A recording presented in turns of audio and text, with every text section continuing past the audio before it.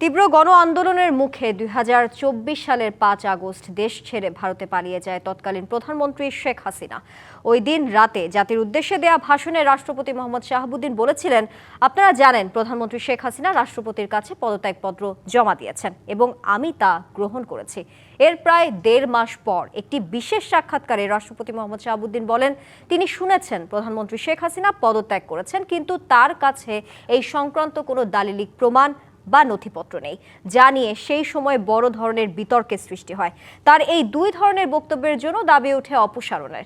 সেই একই দাবি আবার পুনরায় উঠেছে।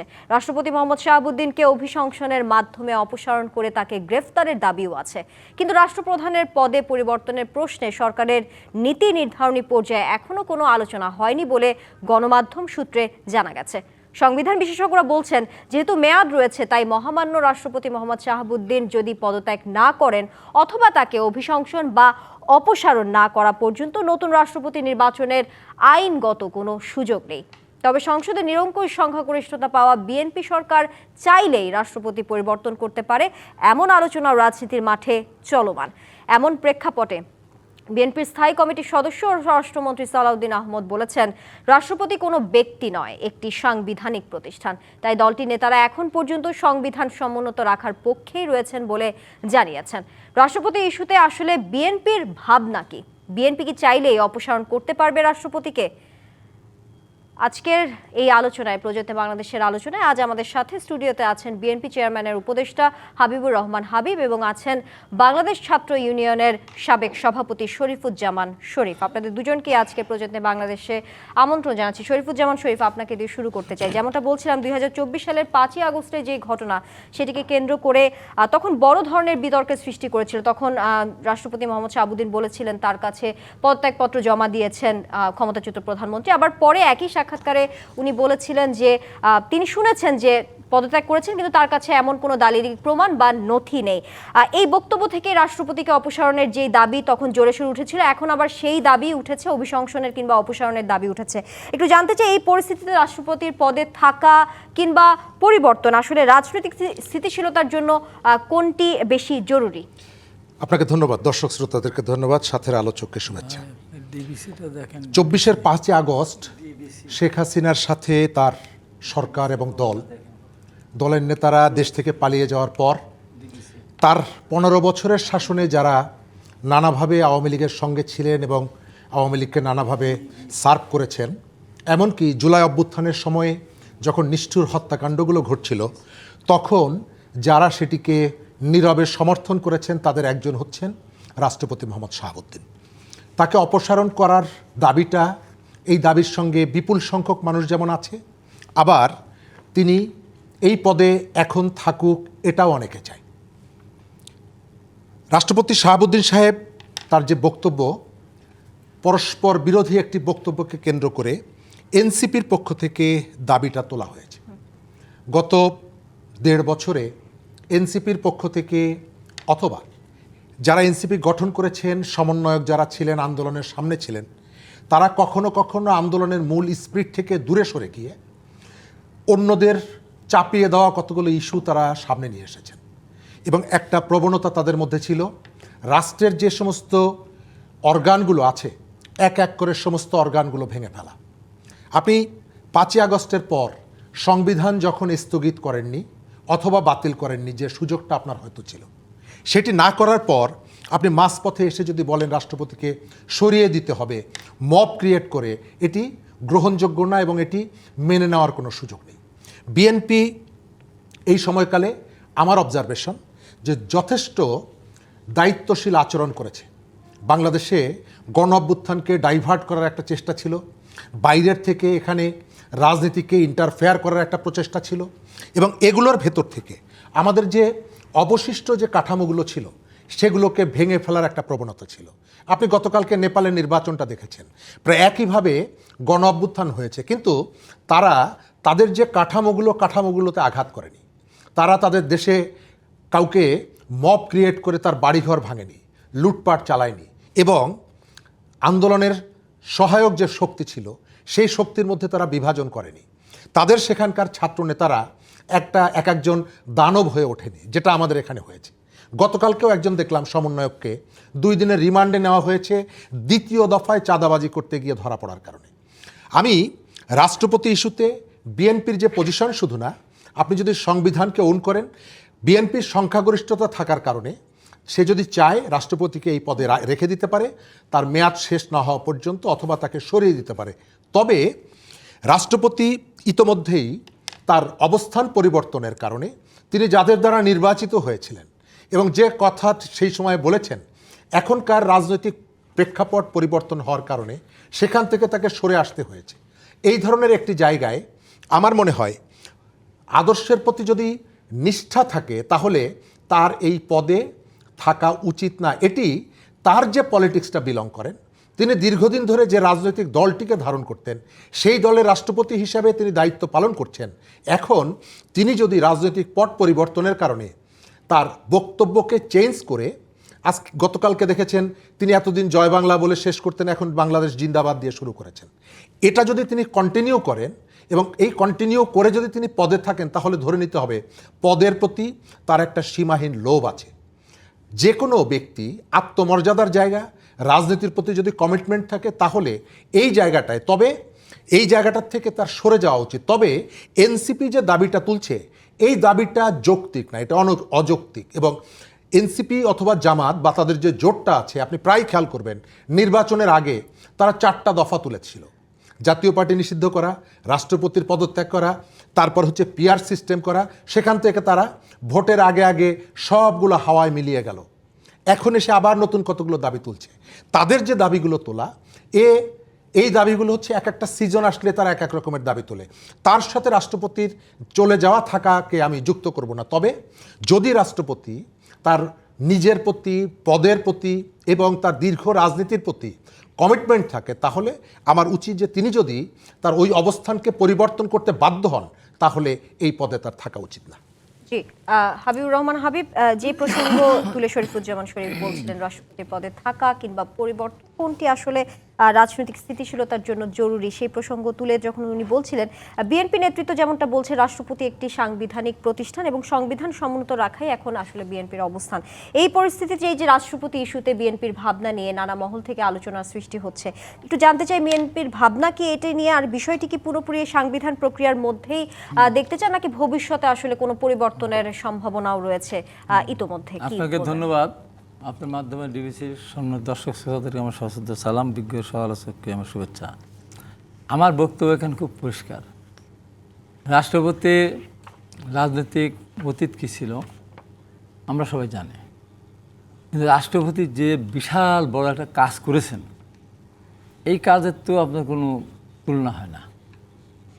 দেশের প্রয়োজনে, সেই সময় দেশের স্থিতিশীলতার প্রয়োজনে ওনার কাছে কিন্তু প্রধানমন্ত্রী পদত্যাগ করেননি, প্রধানমন্ত্রী পালিয়ে গেছেন। কিন্তু ওই মুহূর্তে দেশের স্বার্থে উনি 3 বাহিনী প্রধানকে পিছনে রেখে যে দুঃসাহসিক পদক্ষেপটা নিয়েছেন দেশের স্বার্থে, যে আমি জানি আমাকে উনি প্রধানমন্ত্রী পদত্যাগ করেছেন, আমি নিশ্চিত, এইবারে দেশটাকে যে শান্ত করলেন। এবং এই সময় যদি উনি বলতেন যে আমাকে পদত্যাগ করেননি, উনি পালিয়ে গেছেন, তখন দেশের ভিতরে একটা বিশৃঙ্খলা সৃষ্টি হতে পারত। এর 1.5 মাস পরে যে ঘটনাটা, মতিউর রহমান, সাংবাদিক মতিউর রহমান তার কাছে গিয়েছেন, গিয়ে বলছেন, স্যার আমি 111 থেকে শুরু করে একটা বই লিখবো, তা আমার কিছু ইনফরমেশন দরকার। প্রধানমন্ত্রীর পদত্যাগপত্রে কী লেখা ছিল উনি একদম সিম্পল সুন্দরভাবে স্বাভাবিকভাবে উনি বলেছেন, আমার কাছে তো কোনো দালিলিক প্রমাণ নেই। আসলে সত্য তো তাই, প্রধানমন্ত্রী তো ওনার কাছে পদত্যাগপত্র দিয়ে যান নাই। উনি সহজ সরল সত্য কথা বলেছেন, আমার কাছে দালিলিক কোনো প্রমাণ নেই। এর 1 মাস পরে মতিউর রহমান হঠাৎ করে উনি তাকে বলে বসলেন যে রাষ্ট্রপতি বলেছেন এখনও শেখ হাসিনা প্রধানমন্ত্রী আছেন, উনি এখনই প্রধানমন্ত্রী। এই যে বিকৃত করলো, উনি বললেন যে আমার কাছে দালিলিক কোনো প্রমাণ নেই। আর মতিউর রহমান বলল যে এখনও রাষ্ট্রপতি মনে করেন তো শেখ হাসিনা প্রধানমন্ত্রী আছেন। এটাকে নিয়ে একটা মব সৃষ্টি হলো, করার চেষ্টা করলো। এই যে আজকে যে বিতর্কের জন্মদাতা ডাক্তার রিজওয়ানা হাসান, উনি বলেই ফেললেন আমরা যা বলি আমরা তাই করি, অতএব রাষ্ট্রপতিকে যেতেই হবে। এবং এনসিপি তারা বলল যে রাষ্ট্রপতি চলে যেতে হবে। তখন আমি ওই দিন টু দ্য পয়েন্টে আমার চ্যানেলে বলেছিলাম যে আমি রাজসাক্ষী, আমি 90 সালে যখন রাষ্ট্রপতি শাহাবুদ্দিন সাহেব রাষ্ট্রপতি শপথ নেবেন কি নেবেন না, শর্ত যখন দিলেন আমাকে আবার পুনরায় আমার রাষ্ট্রপতির পদে ফিরে যেতে দিতে হবে, তখন আমি দুই নেত্রীর দুতালি করেছিলাম। আমি ছাত্রলীগের প্রেসিডেন্ট ছিলাম। 32 নম্বর থেকে আমি ম্যাডামকে ফোন করলাম, ম্যাডাম তাহলে অস্থায়ী রাষ্ট্রপতি কী হবে, তো শেখ হাসিনা কে বলেন, কী বলেন? উনি এখন কিছু বলেন নাই। তা এখন কথা বাইরে একটা আসছে যে প্রধান বিচারপতিকে সবাই মনে করেছেন যে ওনাকে দেওয়া যায়। তো বলে যে হাসিনা যদি চায় তো আমিও রাজি। আমি আবার তখন শেখ হাসিনাকে বললাম যে আপনি কি এটা রাজি আছেন? তো উনি বললেন যে সবাই চলে, আমিও রাজি আছি। এই যে একটা অবস্থা, সবাই মিলে একমত হয়েছিলাম বিধায়ী কিন্তু রাষ্ট্রপতি পরবর্তী সময় আবার তার প্রধান বিচারপতির পদে ফিরে যেতে পেরেছেন। আমি ওই দিন বললাম, এখন আমরা সমস্ত রাজনৈতিক দলগুলি মিলে আন্দোলনে ছিলাম, আমরা সবাই মিলে যদি আমরা সিদ্ধান্ত নেই যে রাষ্ট্রপতি চলে যাবে তাহলেই যেতে পারবে। একক কেউ চাইলো, একক কেউ বললো, মব সৃষ্টি করলো আর রাষ্ট্রপতি চলে যাবেন, এটা মোটেই ঠিক না। আমিও চ্যালেঞ্জ করলাম যে এইভাবে আপনারা পারবেন না। রাষ্ট্রপতির সাংবিধানিক পদ, সেখানে রাষ্ট্রপতির কাছেই শপথ নিয়েছে বর্তমান প্রধান উপদেষ্টা সহমন্ত্রী পরিষদ। অতএব এই পদটা ইচ্ছা করলেই সরিয়ে দেওয়া যায় না। আজকে যে কথাটা আমার ভাই সুরুজন বললেন, হ্যাঁ ওনার স্লোগান ছিল 100 জয় বাংলা। এখন যেহেতু উনি বাংলাদেশ সরকারের রাষ্ট্রপতি, এখন ওনার এই বর্তমান বাস্তবতার স্লোগান, সেই স্লোগান এখন যদি উনি জিন্দাবাদ দেন, এ খুব বেশি বড় কিছু লোভের ব্যাপারও হবে না, পাপের ব্যাপারও কিছু হবে না। অনেক সময় তো অনেক স্লোগান পাল্টিয়েছে। আমরা 71 সালে যখন মুক্তিযুদ্ধে আমরা গিয়েছিলাম, তারা সবাই কিন্তু জয় বাংলা স্লোগান দিয়েছিলাম। মানে আমরা এমনভাবে তখন স্লোগান দিতাম যে আমাদের সামনে যদি আসতো যে তোমাকে মেরে ফেলা হবে যদি তুমি জয় বাংলা স্লোগান দাও, তোমাকে বাঁচিয়ে দেওয়া হবে তুমি যদি এই স্লোগান থেকে বিরত থাকো, তখন মুক্তিযুদ্ধ না আমরা জয় বাংলা স্লোগান দেবো। সেই পরিস্থিতিতে তখন জয় বাংলা স্লোগান দেওয়া হয়েছিল। পরবর্তী সময় সব রাজনৈতিক দলগুলিকে জয় বাংলা স্লোগান দিয়েছে। এখন যে দল জয় বাংলা স্লোগান দিতেন তারা এখন বর্তমান দেশে এক্সিস্ট করে না, চলে গেছেন, তারা পালিয়ে গেছেন। অতএব রাষ্ট্রপতির সাংবিধানিক পোস্ট এখন উনি আছেন। এখন যে দল রাষ্ট্রীয় ক্ষমতায় গিয়েছে সেই দল স্লোগান দেয় বাংলাদেশ জিন্দাবাদ, অতএব ওনাকে বাংলাদেশ জিন্দাবাদ স্লোগানই দিতে হবে। আর যেহেতু সাংবিধানিক পোস্ট, এখন যদি ওনাকে অভিশংসন করেন সেটা দেখতে খুব ভালো লাগবে তাও না।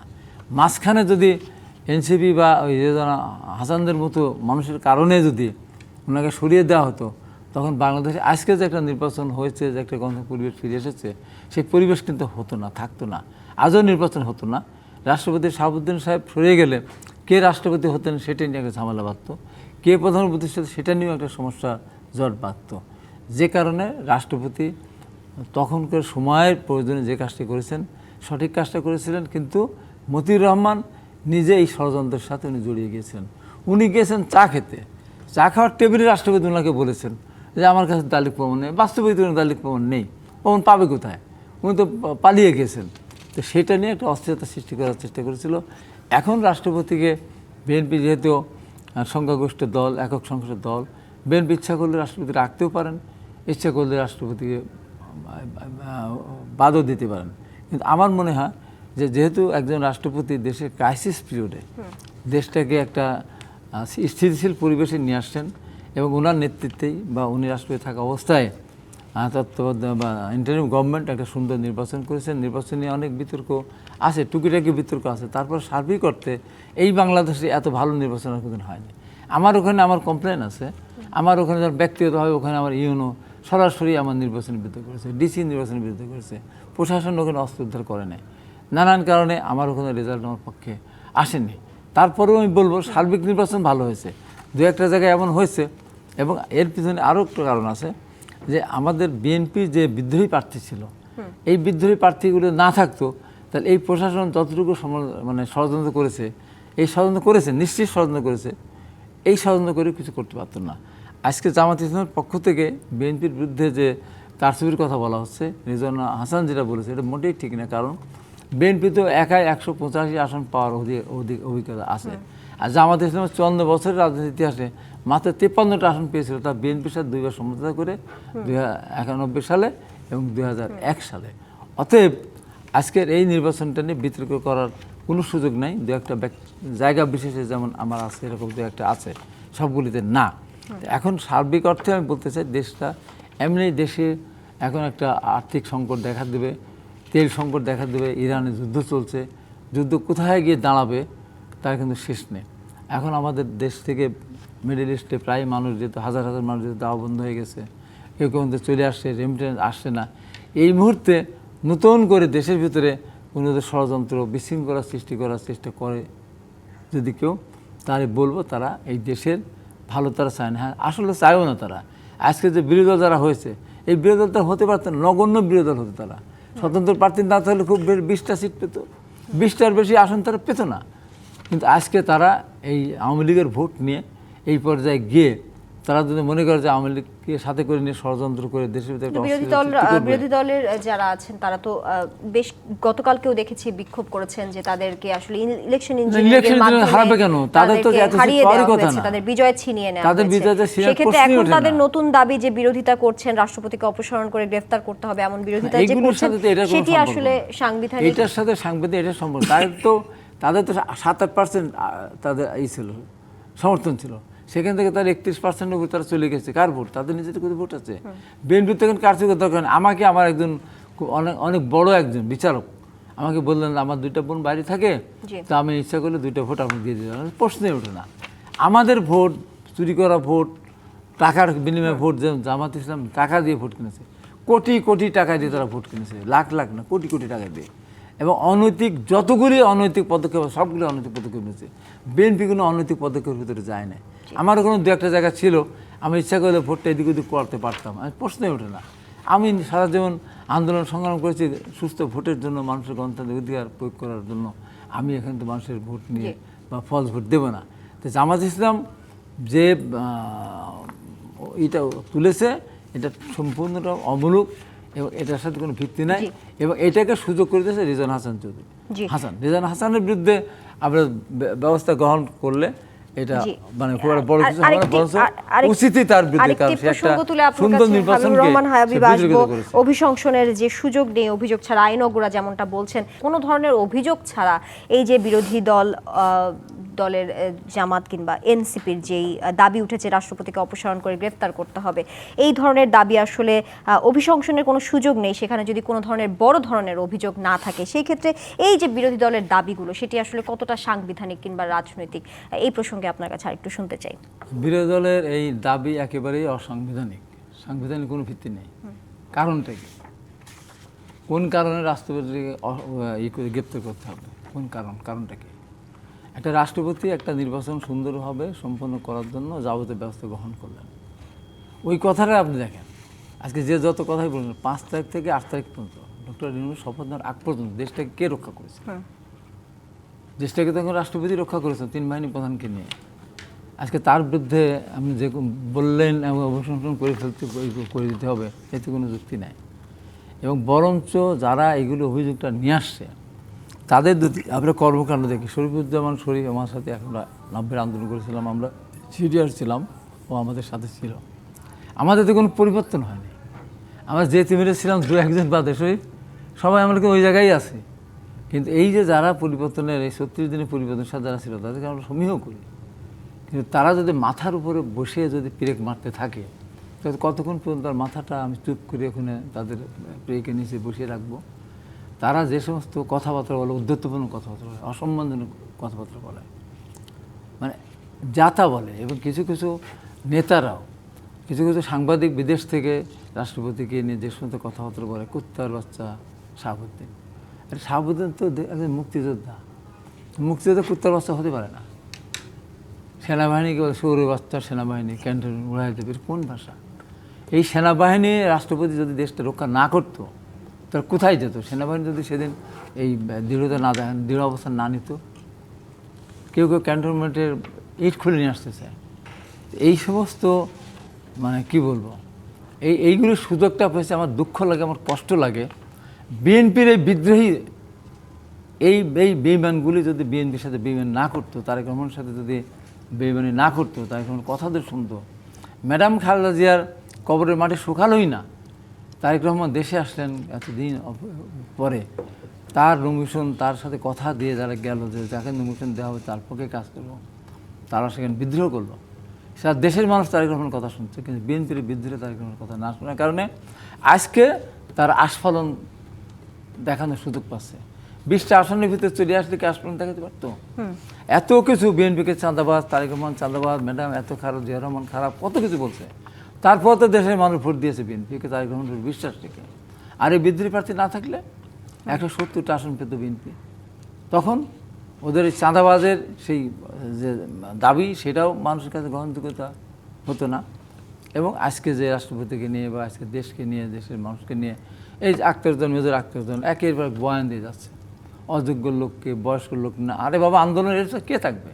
আমরা তো আন্দোলন ছিলাম, আমরা রিমান্ডে গেছি, আমরা আমরা আসলে মকবুল আলমকে সিনিয়র নেতা, মেজর হাফিজ ওনারা জেলে গেছেন, আলতাফ হোসেন চৌধুরী, আমাদের অনেক সিনিয়র নেতা আছেন না এখানে।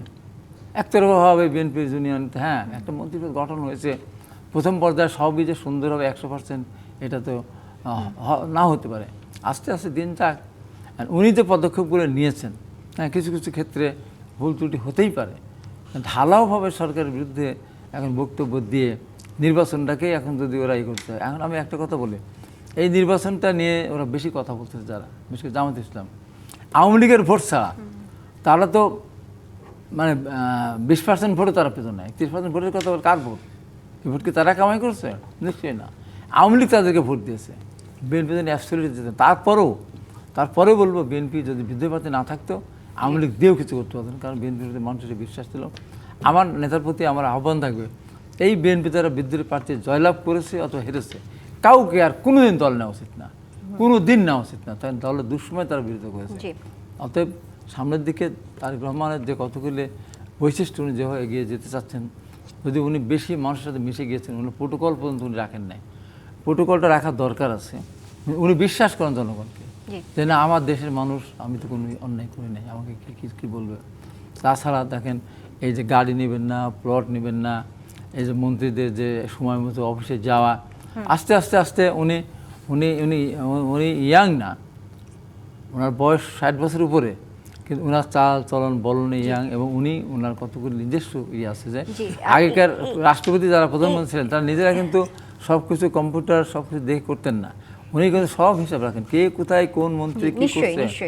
অতএব ওনাকে আমার মনে সমর্থন করে দেশটাকে সামনে এগিয়ে নিতে হবে। এই যে বিরোধিতা প্রসঙ্গে শরীফুজ্জামান শরীফ যেমনটা হাবিবুর রহমান বলছিলেন, যে জামাত বিরোধিতা করছে কিংবা এনসিপির যে অবস্থান বিরোধিতা করেছেন, জাতীয় নাগরিক পার্টির উত্তরাঞ্চলের মুখ্য সংগঠক সার্জিস আলম বলেছেন, আমরা হিসাব করে দেখেছি অন্তত 50টি আসন রয়েছে যেখানে 11 দলীয় জোট হারেনি, বরং তাদেরকে হারিয়ে দেওয়া হয়েছে। অর্থাৎ নির্বাচন নিয়ে তারা আসলে সাবেক উপদেষ্টাদের নিয়েও অভিযোগ তুলছে, বেশ কিছু বর্তমান সরকারের বিরুদ্ধেও তারা নানা অভিযোগ তুলছেন। এই যে নির্বাচনের নিরপেক্ষতা নিয়ে আবারও তারা প্রশ্ন তুলছেন, এই বিষয়টিকে কিভাবে দেখছেন? ধন্যবাদ। আমি আগের যে অংশটা বলেছিলাম, আমাদের সংকটকালীন সময়ে আমাদের মহামান্য রাষ্ট্রপতি দৃঢ়তা নিয়ে এক ধরনের নৈরাজ্য সৃষ্টির যে পরিকল্পিত চেষ্টাটা, সেটা তিনি রুখে দিয়েছেন এবং তাকে মব ক্রিয়েট করে, চাপ প্রয়োগ করে তাকে সরিয়ে দিয়ে এই নৈরাজ্যবাদীদের পছন্দ মতো একটা ব্যবস্থা তারা তৈরি করতে চেয়েছিল। এবং তারা কিভাবে হাইকোর্টের সামনে মব করে বিচারপতিদেরকে সরিয়েছে, প্রশাসনের সচিবালয়ের প্যারালাল তারা টিএসসিতে আলাদা প্রশাসন চালু করেছে, বিভিন্নভাবে তারা নির্দেশ দিয়ে রাষ্ট্র চালিয়েছে এবং প্রত্যেকটা কাজে ডক্টর মোহাম্মদ ইউনূস তাদেরকে সাপোর্ট দিয়েছে। আজকে এসে অভিশংসন এবং গ্রেপ্তারের যে দাবি, এটি ঔদ্ধত্যপূর্ণ এবং এই ধরনের কোনো যৌক্তিক কারণ তারা দেখাতে পারবে না। তারা অনেক আগের থেকে যে ঘৃণাটা লালন করতো, সেই ঘৃণার বহিঃপ্রকাশ। তবে আমি যেটা বলতে চেয়েছি, আমাদের যিনি রাষ্ট্রপতি, একটা সরকার একটা ফিলসফিকে ওন করে বা ফিলসফিকে সামনে রেখে রাষ্ট্র পরিচালনা করে। আমাদের এখানে আওয়ামী লীগের এক ধরনের ফিলসফি, বিএনপির এক ধরনের ফিলসফি। বিএনপি সরকার তার ফিলসফিকে ওন করে রাষ্ট্র পরিচালনা করবে, তিনি এর সঙ্গে নিজেকে অ্যাডজাস্ট করতে পারবেন কিনা। তিনি আওয়ামী লীগের দীর্ঘদিনের রাজনীতির সাথে সম্পৃক্ত থাকার কারণে যে ফিলসফিটাকে ওন করেন, সেটিকে এই সরকারের সময় এটিকে কোনো ধরনের তিনি স্বস্তি বোধ করবেন কিনা, এটি তিনি ঠিক করবেন। তবে রাস্তার থেকে এনসিপি বা অন্য কারো দাবির মুখে তাকে সরিয়ে দেওয়া, এর ঘোরতর বিরুদ্ধে আমি। এবং আমি আশা করি যে বিএনপি যে দৃঢ়তা দেখিয়েছে সাংবিধানিক প্রতিষ্ঠানকে সমুন্নত রাখার প্রশ্নে, এই জায়গাটা সেটি করবে। জামাতের পক্ষ থেকে নির্বাচনে কারচুপির অভিযোগ উঠছে, অনেক জায়গায় জামাতের নেতাদের বিজয়ী হওয়া নিয়েও তো অভিযোগ আছে। আমি যে অঞ্চলে বসবাস করি, জামাতের আমির সেখান থেকে নির্বাচিত হয়েছে। সেই অঞ্চলের নির্বাচনী এলাকায় তার বিজয় নিয়েও তো প্রশ্ন আছে, নাহিদ ইসলামের বিজয় নিয়েও তো প্রশ্ন আছে। সুতরাং জামাত যেখানে বিজয়ী হয়েছে সেটি তারা প্রশ্নের মধ্যে আনতে চাইছে না, যে জায়গাগুলোতে পরাজিত হয়েছে প্রশ্নের মধ্যে আনতে চাইছে। আমাদের নির্বাচনে পরাজিত হলে প্রশ্ন তোলা হয়, কিন্তু মজার ব্যাপারটা আপনি দেখেন, একটা নির্বাচন কন্ডাক্ট করে কে? Election commission. নির্বাচন কমিশনকে সহযোগিতা করেছে অন্তর্বর্তীকালীন সরকার। অন্তর্বর্তীকালীন সরকারের লিড করেছেন কে? ডক্টর মোহাম্মদ ইউনূস। এই সরকারকে সহযোগিতা করেছে সেনাবাহিনী, সিভিল ব্যুরোক্রেসি। কিন্তু জামাত অভিযুক্ত করছে রিজওয়ানা হাসান এবং খলিলুর রহমানকে। আচ্ছা, দুইজন উপদেষ্টা একটা দেশের 100টা নির্বাচনী এলাকার ফলাফল পরিবর্তন করার কি ক্ষমতা তাদের আছে? যদি তাদেরকে নির্বাচন কমিশন সহযোগিতা না করে, যদি তাকে প্রধান উপদেষ্টার দপ্তর সহযোগিতা না করে, যদি তাকে আমাদের আইন শৃঙ্খলা বাহিনীর সহযোগিতা না করে, তাহলে জামাত মাত্র দুজনকে সামনে নিয়ে আসছে কেন? এবং খেয়াল করবেন যে ডক্টর মোহাম্মদ ইউনূসের রানিং মেট ছিলেন খলিলুর রহমান, কিন্তু সেই খলিলুর রহমানকে নিয়ে তারা প্রশ্ন তোলেনি। যখন খলিলুর রহমান তারেক রহমানের রানিং মেট হচ্ছে তখন প্রশ্ন তুলছে। আবার ওই ডক্টর ইউনূসের যে রানিং মেট ছিল সজীব ভুইয়া, সে এনসিপিতে যোগ দিয়েছে, সেটি কোনো অপরাধের কিছু না, কিন্তু খলিলুর রহমান বিএনপির সাথে যুক্ত হয়েছে, এটি অপরাধ। তার অর্থ হলো জামাত এবং এনসিপি তারাই ঠিক করে দিচ্ছে সরকার কিভাবে চলবে। তারা পরাজিত হয়েছে, তাদের কর্মসূচি ছিল, তারা জিততে পারে নাই, জনগণ তাদেরকে ভোট দেয়নি। তারা যে হাইপটা তুলেছিল সেই ফলাফল তারা ঘরে তুলতে পারে নাই, এটি একদিকে। আবার আমি মনে করি জামাতের ইতিহাসে এর থেকে ভালো রেজাল্ট আর কোনোদিন তার পক্ষে করা সম্ভব না। সর্বোচ্চ সুযোগ সে পেয়েছে, সরকার তাকে সর্বোচ্চ সহযোগিতা করেছে। গত 1.5 বছর সে কোনো বাধাহীনভাবে রাষ্ট্র এবং প্রশাসনকে ব্যবহার করে সারা দেশে সে সংগঠন বিস্তৃত করেছে। তার ডিসিরা 21শে ফেব্রুয়ারি চাঁপাইনবাবগঞ্জের যে ডিসি, তিনি রাতের বেলায় মধ্যরাতে তিনি সেখানে যোগদান করেছেন এবং 21শে ফেব্রুয়ারির ব্যানার থেকে ভাষা শহীদদের নাম মুছে ফেলে তিনি সেখানে আবু সাইদের ছবিটা নিয়ে দিয়েছেন। এবং আপনি প্রোপাগান্ডাটা দেখেন, সরকার 5টা জেলার থেকে ডিসি অপসারণ করেছে, প্রত্যাহার করেছে। তার মধ্যে একটা পঞ্চগড়ের 2টি আসনেই হচ্ছে বিএনপি বিজয়ী হয়েছে। কিন্তু তারা প্রচার চালাচ্ছে যে সমস্ত আসনে জামাত বিজয়ী হয়েছে, যে জেলাগুলোতে বিএনপি পরাজিত হয়েছে, সেখান থেকে ডিসিদেরকে সরিয়ে ফেলা হচ্ছে। অর্থাৎ তারা বয়ান ঠিক করে দিচ্ছে, তারা তাদের মতন করে বক্তব্য ঠিক করে দিচ্ছে এবং তার পক্ষে একটা রাজনৈতিক অস্থিরতা বলেন, রাজনৈতিক প্রোপাগান্ডা বলেন, সেটি তারা করে যাচ্ছে। এবং যে কাজটি নির্বাচনের আগে তারা করেছে, পিআর থেকে শুরু করে নানা কিছু করেছে, এখন এসে 2জন উপদেষ্টাকে টার্গেট করা, পুরো নির্বাচনটা তো তারা কন্ডাক্ট করেনি। 2জন উপদেষ্টার পক্ষে পুরো নির্বাচনের ফলাফল পরিবর্তন সম্ভব না, কিন্তু তারা ডক্টর ইউনূসের কোনো সমালোচনা করেন না। জি, সাবেক উপদেষ্টা নিয়ে কথা বলছিলেন, সাবেক উপদেষ্টা সৈয়দা রিজওয়ানা হাসান কিন্তু বলেছেন যে তার পুরো বক্তব্যের, পুরো ইন্টারভিউ আসলে খণ্ডিত অংশ আসলে প্রচার করা হয়েছে, খণ্ডিতভাবে প্রচার করা হয়েছে, তারপরেও যদি ভ্রান্তি সৃষ্টি করা হয়েছে, তারপরেও যদি ধরে, এটি তো হওয়ার কথা না। শরীফুজ্জামান শরীফ, এই পর্যায়ে জানতে চাই, আমরা অতীতে দেখেছি ক্ষমতাচ্যুত প্রধানমন্ত্রী শেখ হাসিনার সময় সংসদে অপতথ্য, মিথ্যা তথ্য উপস্থাপন কিংবা অশালীন ভাষায় গালিগালাজ করা হতো কিংবা হট্টগোল, আরো ব্যক্তিগত আক্রমণের মতো নেতিবাচক বক্তব্য উঠে আছে। সেই ক্ষেত্রে আসলে বিএনপি এবার বলছে তারা এখান থেকে বেরিয়ে আসবে, তারা সংসদে অতীতের নেতিবাচক সংস্কৃতিগুলোকে মুছে দেবে। এই ক্ষেত্রে বিএনপির সামনে আর কি কি চ্যালেঞ্জ থাকছে? আমার একজন রাজনৈতিক কর্মী হিসাবে আমার কাছে মনে হয় বিএনপির সবথেকে বড় চ্যালেঞ্জ বিএনপির প্রধান এবং প্রধানমন্ত্রী রাজনীতিতে কতগুলো সংস্কৃতির পরিবর্তন আনার চেষ্টা করছেন এবং তিনি স্পষ্ট বার্তা দিচ্ছেন যে তিনি কতগুলো ইতিবাচক রাজনীতি, সহনশীল রাজনীতি এখানে চান। আবার একই সাথে আপনি দেখবেন বিভিন্ন জায়গায় বিএনপির এক শ্রেণীর নেতাকর্মীদের নানা রকমের অপরাধমূলক কাজের তথ্য কিন্তু আমরা পাচ্ছি। সরকার দৃঢ় হচ্ছে, কিশোরগঞ্জে আমরা দেখলাম বহিষ্কার করার পর তাকে আবার গ্রেপ্তার করানো হয়েছে, কিন্তু তারপরেও সব জায়গায় বার্তাটা যাচ্ছে না। জাতীয় সংসদ বিএনপির নিরঙ্কুশ সংখ্যাগরিষ্ঠতা আছে, নিরঙ্কুশ সংখ্যাগরিষ্ঠতা কখনো কখনো আমাদের এখানে এক ধরনের কর্তৃত্ববাদী শাসন প্রতিষ্ঠার ক্ষেত্রে ভূমিকা রাখে। বিএনপি যেন তার পার্লামেন্টের আসনটাকে কেবলমাত্র সংখ্যা দিয়ে বিবেচনা না করে আমাদের এখানে গণতান্ত্রিক শাসন ব্যবস্থায় পরিবর্তন বা ফিরে যাওয়ার ক্ষেত্রে বিএনপি যে তার রেসপন্সিবিলিটি আছে সেই দিক থেকেই যেন বিবেচনা করে যে একজন স্বতন্ত্র সদস্য তিনি যদি গঠনমূলক আলোচনা করেন তাকেও যেন স্পেসটা দেয় এবং মতামতটা প্রকাশ করার সুযোগ দেয়, এটি যেন সে সংখ্যার দিক থেকে বিবেচনা না করে। জি নিশ্চয়ই। হাবিবুর রহমান হাবিব, শরীফুজ্জামান শরীফের সেই বক্তব্য তো আপনি শুনেছেন। একটু আরেকটি বিষয়ে জানতে চাই, বিএনপির নবনির্বাচিত এমপিদের যে কর্মশালা শুরু হয়েছে সেটি আসলে দীর্ঘ সময় পর সংসদে কার্যকর এবং শক্তিশালী ভূমিকা রাখতে এমপিদের জন্য এই ধরনের কর্মশালা আসলে কতটা জরুরি, এই বিষয়ে ছোট্ট করে আপনার কাছে খুব ছোট্ট করে বলবো, এটা একটা ভালো উদ্যোগ এবং এমপিদেরকে করণীয় সেই বিষয়গুলো এখানে আবার নতুন করে মনে করে দিয়েছে। যদি কেউ একাধিকবার 5-6বার এমপি, ওখানে জনাব ফারুক জান 5-6বার এমপি আছে এরকম, তারপরেও এটা বিএনপি চাচ্ছে দেশটাকে সামনের দিকে এগিয়ে নিয়ে যেতে। এবং বিএনপির চেয়ারম্যান তারেক রহমান দেশে আসলেন, একটা কথা ওনার কারোর বিরুদ্ধে বললেন না, এখন পর্যন্ত বলছেন না। এত বক্তব্য ওনার বিরুদ্ধে বলছে মানুষ এমনভাবে, বিশেষ করে জামাত শিবির ভোট বাহিনী, তার উত্তরও উনি দিচ্ছেন না।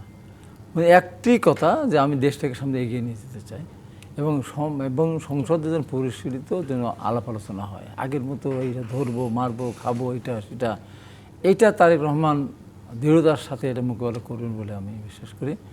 আর আমার শরীফুজ্জামান শরীফের সাথেই আমি একমত। বিএনপি তার দলের মধ্যে যে সমস্তগুলি আছে যারা অনাকাঙ্ক্ষিত কর্মকাণ্ড করছে তাদের বহিষ্কার করতে হবে, তাদের গ্রেপ্তার করতে হবে এবং অনন্তকাল দীর্ঘদিন যেন কারাগারের ভিতরে তাদের থাকতে হয়।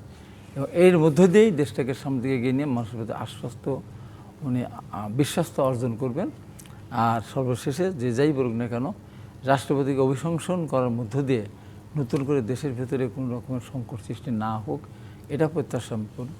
মেয়াদ শেষ হয়ে গেলে উনি হয়তো চলে যাবেন, এখানে কারোর কোনো বাধা দেওয়ার কোনো সুযোগ থাকবে বলে মনে করি না। বিরোধী দল এটা নিয়েই কিন্তু মানে যাকেই আপনি দেন না কেন, আপনি বিএনপি যত ভালো একজনকে আপনি দেন, স্পিকার দেন, তার বিরুদ্ধে সমালোচনা করবে, ভালো একজন মন্ত্রী দেন, তার বিরুদ্ধে সমালোচনা। তারেক রহমানের বিরুদ্ধে সমালোচনা করার মতো এখন তো কোনো কিছুই হয়নি, তারপরেও তারেক রহমান নিশ্চয়ই চলবে। আবারও আলোচনায় আমরা অন্য একদিন হয়তো এই আলোচনায় বসবো। আপনাদের দুজনকে ধন্যবাদ আজকে প্রযুক্ত বাংলাদেশের সময় দেওয়ার জন্য। শেষ করছি প্রযুক্ত বাংলাদেশের আজকের আয়োজন। ডিবিসির সঙ্গে থাকুন 24 ঘন্টা।